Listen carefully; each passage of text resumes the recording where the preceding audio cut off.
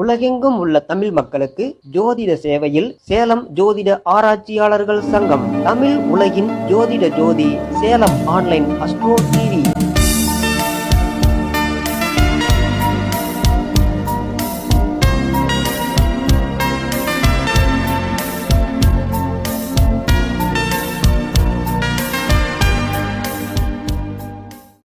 அடுத்தபடியாக நம்ம சேலம் ஜோதிட ஆராய்ச்சியாளர் சங்கம் மாதாந்திர கூட்டம் 19வது கருத்தரங்கத்துக்கு கள்ளக்குறிச்சி மாவட்டம் பூட்டையிலேருந்து வந்திருக்கும் ரவி என்கிற ரவிச்சந்திரன் அவர்கள் வந்து சுகர் நாடியோட ரகசியத்தை பற்றி ஜாதகம் பார்த்தோம், அந்த ஜாதகம் இப்படி இருந்துச்சு அப்படின்னு சொல்லக்கூடிய வந்திருக்கார். அவரை வருகை வரவேற்கிறோம்.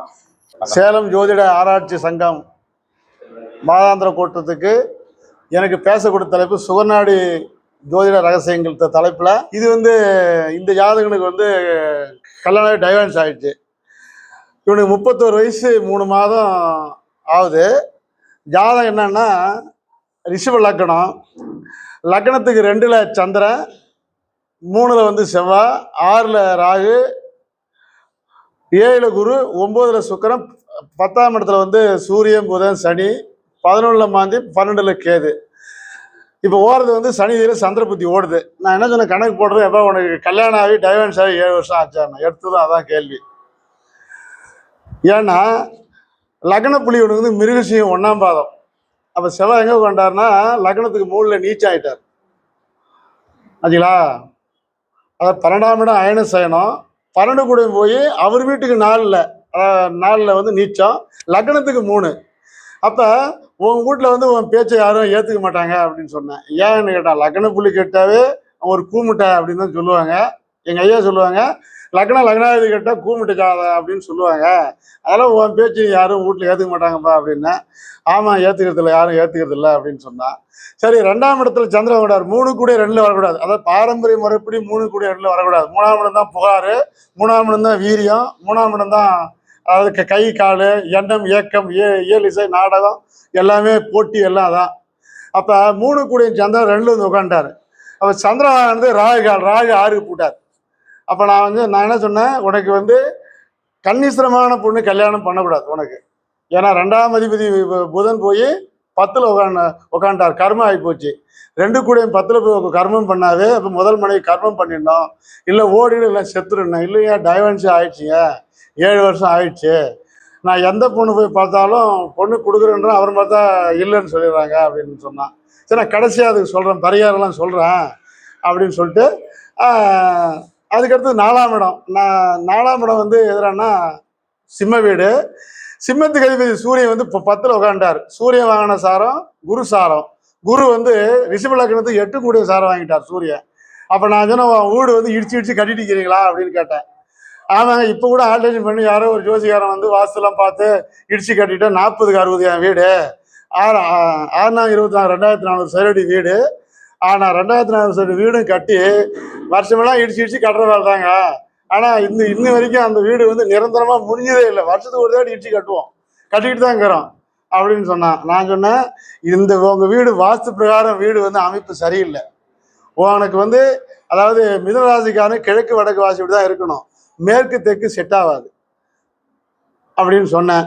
இல்லையா, எங்கள் வீடு வந்து மேற்கு பார்த்த வீடு தான் அப்படின்னா. மேற்கு பார்த்த வீடுனா வருமானங்கள் 100 வந்தாலும் 75 ரூபா செலவாயிடும், 25 ரூபா நிற்கும். ஆனால் அல்ல தண்ட செலவுக்கு தான் போகும். ஏன் போகும் அப்படின்னாக்கா, 2ஆம் ஆதி போய் எங்கே உட்காண்டாருன்னா காற்று ராசியில் உட்காந்துட்டார் புதன். அப்போ எவ்வளோ பணம் வந்தாலும் வர்றது தெரியும், போகிறது தெரியாது, காற்று மாதிரி போயிட்டு தான் இருக்குது. இல்லையே, பணம் பூரா அப்படி தாங்க போயிட்டுருக்குது அப்படின்னு சொன்னான். சரி, அதுக்கடுத்தது 5ஆம் இடம் பூர்வீகம். 5 கூட யாருன்னா புதன். அப்போ 5ஆம் ஆதி புதன் போய் 10ல் உட்காந்துட்டாரு. புதன் வாங்கின சாரம் சதயம் 1, ராகு சாரம் தான். எல்லாமே இந்த ஜாதகத்தை ராக தான் தொட்டுட்டு போகுது ஆச்சுங்களா. அப்போ 5 கூட ராகு சாரம் வாங்கினா உனக்கு பூர்வீகத்தில் குடியிருக்கக்கூடாது. அப்படி பூர்வீகத்தில் குடியிருந்தீனாக்கா குடும்பத்தில் வம்பு வழக்கு சண்டை, அக்கம் பக்கத்துக்காரன் மந்திரம் மாயம் செய்கிறவன் எல்லாம் இருப்பான் அப்படின்னா. இல்லை, எங்கள் வீட்டுக்கு முன்னாடி டெய்லி வந்து செவப்புடலாம் கிடக்கும், எலுமிச்சிக்காய் கிடக்கும், டெய்லியும் கிடக்குத்தாங்க. ஆனால் யார் இது செய்கிறாங்கன்னு தெரியல.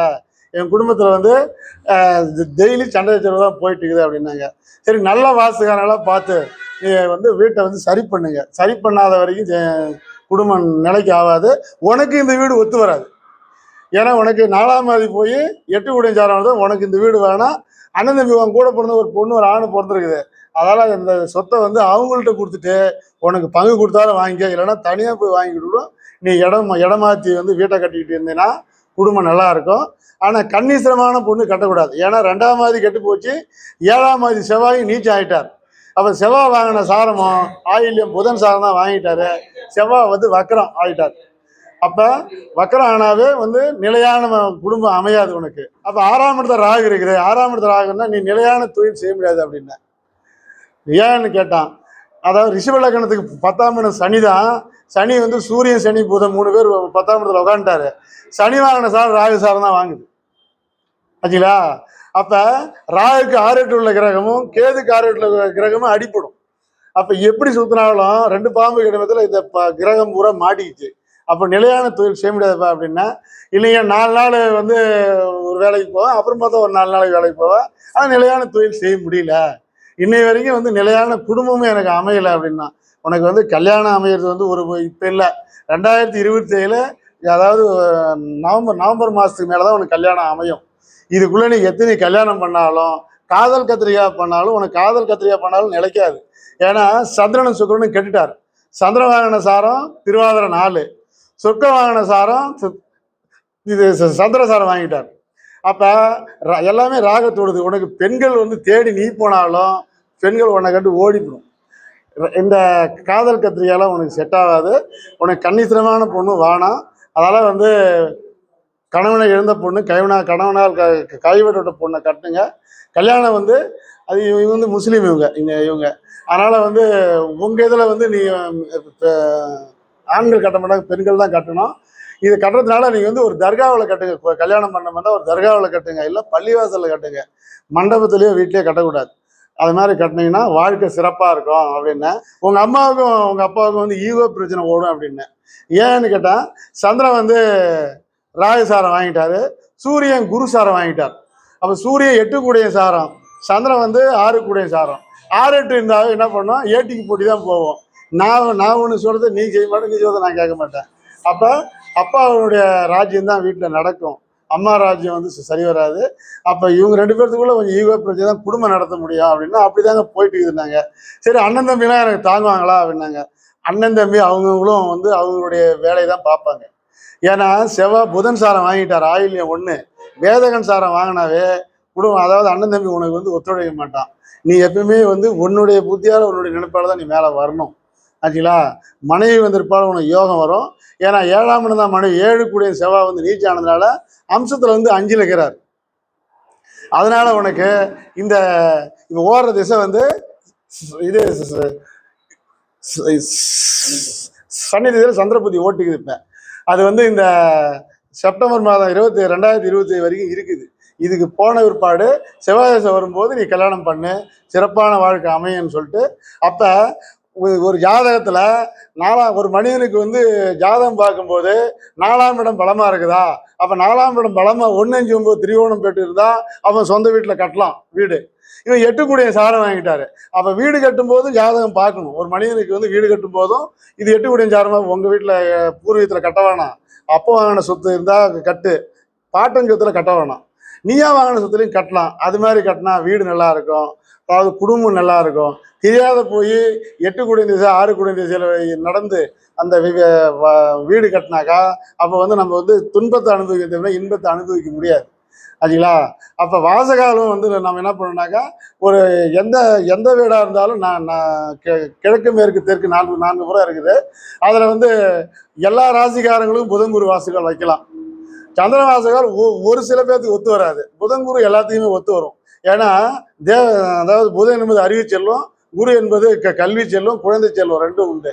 அப்போ இந்த புதவாசகாலும் இந்த சந்திரவாசகாலும் வந்து அந்த ஒரு வீட்டுக்கு 5 குத்தல் வரும். அந்த 5 குத்தல் வந்து இருக்குதான்னு பார்த்து அந்த குத்தலுக்கு தகுந்த மாதிரி நம்ம வாசகாரம் அமைச்சோம்னாக்கா வாழ்க்கையில் வந்து படிப்படியாக மேலே வரலாம். எனவே இதுவரை எனக்கு பேச கொடுத்த உங்களுக்கும் எனக்கு வாய்ப்பு கொடுத்த இந்த ஜோதிட சங்கத்துக்கு நன்றி. மிக அற்புதமாக ஒரு ஜாதகத்தை போட்டு அந்த ஜாதகத்தில் உள்ள சுகர்நாடி முறை ரகசியத்தை தெளிவாக சொன்னார். அதுவும் அந்த கிரகம் ஏன் டைவர்ஸ் ஆனிச்சு அப்படிங்கிறத கிரகத்தை வச்சு தெளிவாக சொன்னார். அவருக்கு மிக்க நன்றி. அவருக்கு நம்ம சங்க சார்பாக தங்கராசி அவருக்கு வந்து சால்வை பற்றி கௌரவிப்பார்.